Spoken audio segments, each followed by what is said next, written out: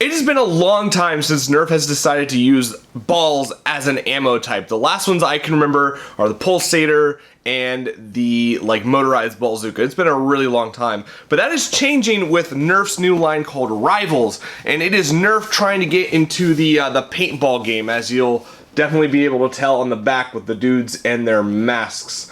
It's Nerf trying to get that paintball market. But in this video, we're going to be checking out the Nerf Rivals Apollo, the spring-actioned pistol-sized version compared to the Rivals Zeus. But yeah, let's start off with this packaging. It looks completely different. It has a more professional feel to it, a more serious feel, if anything. No text going over like, when the research facility exploded and the zombies came to life, or anything like that. If anything, it has just kind of the staple points of the line. So like 100 FPS, this blaster's spring action, and accuracy, and going over some of the parts on here. But the ammo is super tiny. Even before I take it out of the box, it is very, very small. And I expect to lose a lot of these even just from shooting it outside for this video. So not looking forward to that. But yeah, let's open up this box and see what we get on the inside. The inside of the box is very, very minimal. You get your balls, you get your blaster, you get your magazine, and you get some instructions.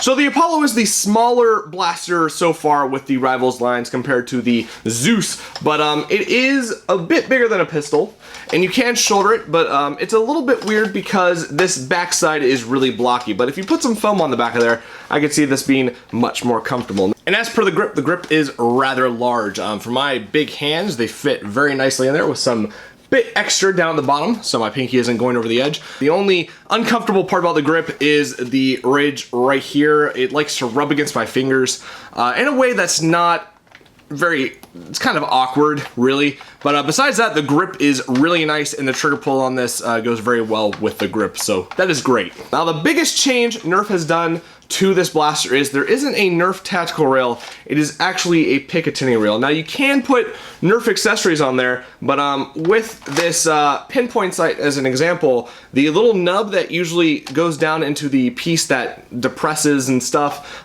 it won't want to go on there. So the only way to get this particular accessory on is to actually wrap it over like that. But it does kind of work. It's a bit awkward, but it will stay on there. There's a little bit of movement, but not too much. So you can put accessories on there, though it's a bit weird to do so. The Apollo also features a safety, which can be located at the front right here. So you can't depress the trigger when it's on, but you can when it's off. And the trigger has it doesn't just push back, it actually goes up. Kind of like an actual trigger pull, I guess. And the way you prime this thing is by the hook on the top of it. You pull it back with a bunch of clunk, slide it forward, and there you go. And it's very loud if you dry fire it. You'll definitely know if you dry fire it. The prime isn't bad. It does take a little bit of force to actually do it, and you do have to push up the priming mechanism when you want it to go forward. There's no spring to pull it back. Very clunky, very loud.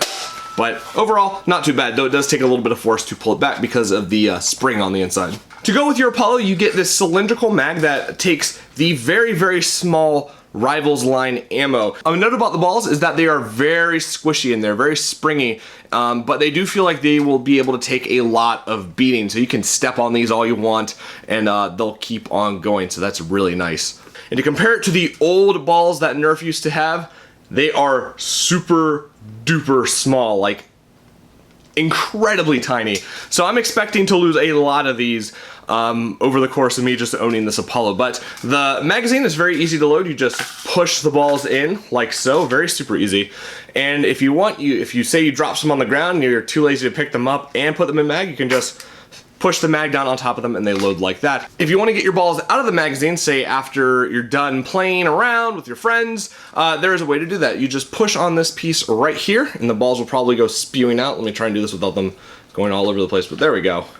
The spring will just push them out and expect them to start flying out if you don't have them under control. Loading the Apollo is super duper easy. You just gotta make sure you have the magazine facing the right way. So little piece sticking out going forward, you just push it in like so. And if you wanna take it out, there is a button on the back of the Apollo that you push and slide it out with. Because this thing is claiming up to 100 FPS straight out of the box, which is a lot for a stock Nerf blaster, let's go chronograph it, see where it's actually hitting, and then we'll take it outside for both a shooting test and to see how good its accuracy is, because that's kind of a big thing with this line is accuracy and power. So let's go do that right now.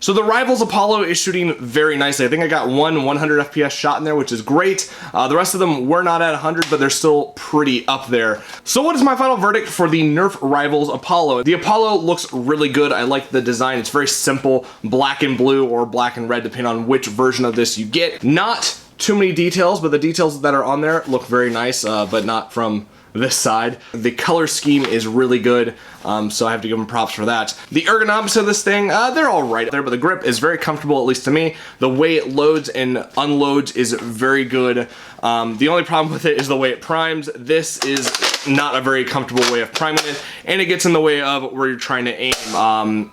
So yeah, I'm not a fan of the claw coming out of the top of it. If they put it on the side, that would have been much better. It would have given you a better down the sights aiming, but right now it's just kind of awkward. I guess maybe you're supposed to aim it with the top of this thing, I don't know, but it's just a bit weird. Back of it is not comfortable, and it's a bit small, at least for bigger people and adults, so don't expect to be aiming down sights with this. You kind of have to put it out in front of you, but whatever, you'll probably be firing this from the hip anyway. The rounds are super duper tiny, and I have actually lost 2 of them just from shooting this outside for maybe 10 minutes, so I expect a lot of these to be lost. You're going to be spending a bit of money on replacing them, but they will hold up to being stepped on and all that stuff. The mag, though, itself is very nice, very small, though 6 rounds is not enough. Nerf will be putting out a 12-round version of this, but I still think that's not enough. Maybe we can get some of the crazier guys to put like 5 of these together or something. Maybe a drum will come out. I don't know. So I'm not a fan of the size of the ammo. I think they could have made it a little bit bigger.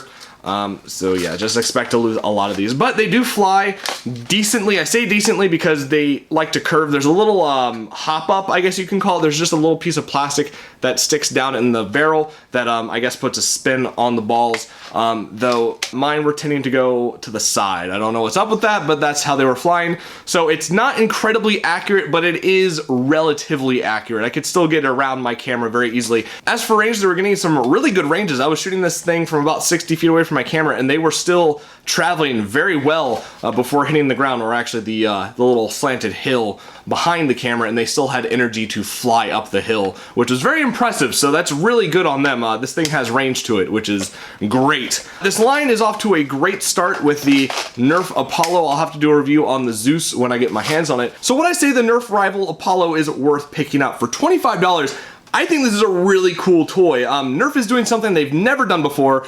They're putting performance out that's unlike anything they've ever really done before in the past. I had a lot of fun with it just shooting it outside. I really want to see what it's like playing with other people, because I think it'll be a blast. But yeah, this is a fun toy. It's very fun. It's very cool. It looks great, and I think it is worth picking up, especially if you want to see where this is going to go and what new stuff they come out with. I'll have a link in the description to where you can buy one for yourself, pre-order or buy, depending on when you watch this. So there you have it. That is my review of the Nerf Rivals Apollo XV-700. It's just kind of a cool toy overall, and I am pleasantly surprised with it. Anyways, as always, I hope you enjoyed this video, and have a great day wherever you are.